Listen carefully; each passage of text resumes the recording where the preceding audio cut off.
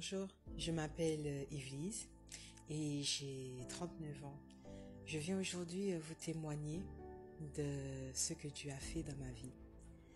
À l'âge de 10 ans, j'ai eu mes premières règles et ma mère était face à une détresse. C'était mes douleurs.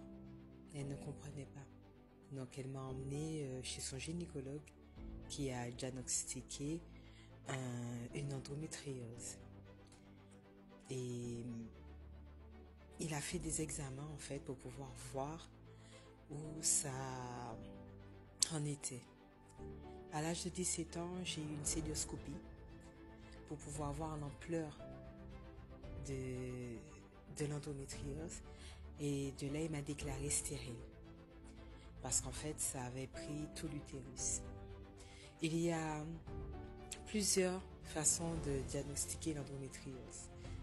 Il y a en effet toile d'araignée ou en fibrome. Moi, je l'avais des deux façons. Donc, c'était assez terrible. Les douleurs se manifestaient par de fortes douleurs au dos, fortes douleurs au ventre, qui montaient jusqu'à me donner des nausées, même des vomissements, et de la fièvre. Mais une fièvre qui immobilise, quoi. Donc, rien ne me soulageait. On a tout essayé. De piqûres jusqu'à la pilule. J'ai commencé par la pilule à 10 ans. Ça a été des injections d'hormones par piqûre. C'est après l'arrêt des règles. On a tout essayé. Et en 2016, en venant à Cives, à Talence, le prophète Sostène a prophétisé sur ma vie en me disant que toutes mes prières allaient être exaucées. Mais lui ne savait pas pourquoi je priais. Moi, je priais en fait pour avoir un enfant.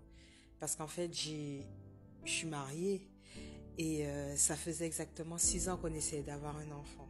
Donc, c'était assez dur. Et par rapport à ça, je l'ai vu, ça devait être au mois de juillet-août.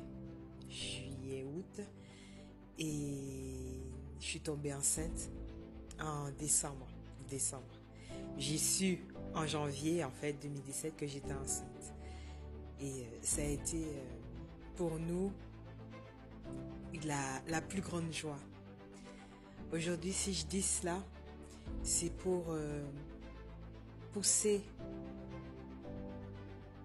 vous pousser à prier, à ne pas oublier que Dieu est avec nous, que même si la médecine dit oui, vous êtes stérile, moi je l'ai entendu, qui fait que j'ai eu une enfance assez difficile parce que j'ai toujours été entourée d'enfants, donc vivre sans enfants, c'était pas possible pour moi. Donc ça a été très dur pour moi, mais il ne faut pas oublier qu'on a Dieu avec nous et que nous sommes ses enfants et qu'il entend nos prières.